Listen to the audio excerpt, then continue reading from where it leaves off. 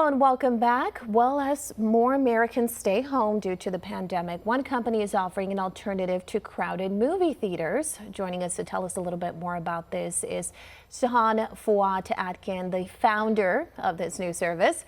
Hi, and thank you for joining us this morning. Hi, Lily. Thanks for having me. Well, with the reopening and closing of movie theaters during the pandemic, it seems that your product would be an alternative that might still ensure those viewings get paid for and, they pay their fair share for watching those new films. Can you tell us a little bit more about it and what else does it offer? Yeah, thanks. So what we're bringing to the consumers is a media streaming player. The media player has access to Venue, which is our streaming app. It's a marketplace that allows content like ticketed content like concerts, musicals, operas, and movies that are playing in theaters to be streamed at home. At the same time, we're able to offer your favorite streaming apps, gaming, and video conferencing right through one system. So it's a really cool, all-in-one premium entertainment device that's under $100. That's really cool. I think specifically with the musicals, it's something that a lot of people, even pre-pandemic, didn't have access to all the time, which will be really interesting to have that on there. Now, privacy and piracy, I'm sure it's two issues you must get asked about often.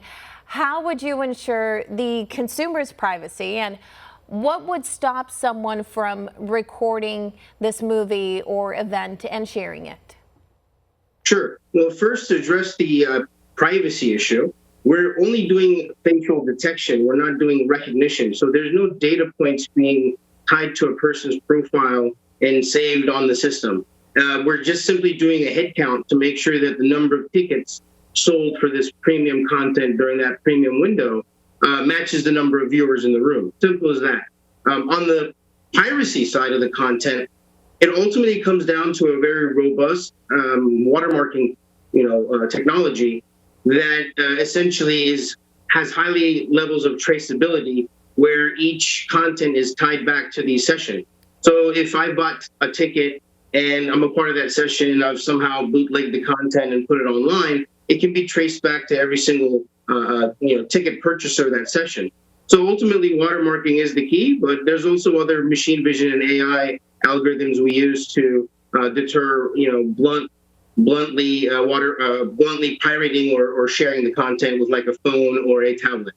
Okay, very cool. Now, one more question before I let you go. Let's say a person pays to watch the movie, they get scanned, they're by themselves alone, then the family arrives. Or what happens if, let's say, we want to play a movie for kids to watch while we're in the same part of the house, but just not watching?